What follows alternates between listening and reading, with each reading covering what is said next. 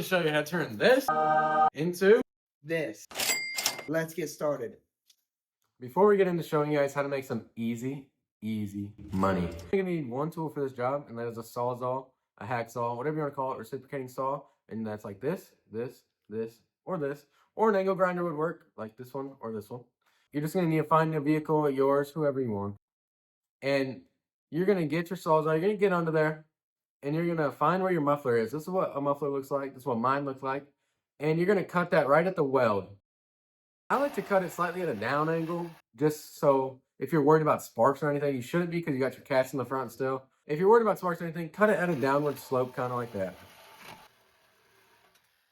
You're also going to need to find these hangers. Once you find that, you'll notice them won't come out. There's hangers they look like this, and they're holding your exhaust in place. So you just cut those off, unbolt them, whatever you want to do, and then you just pick your muffler and the rest of your exhaust up and kind of off those hangers, and then just get it out. It's probably like kind of wrapped in with your frame and stuff.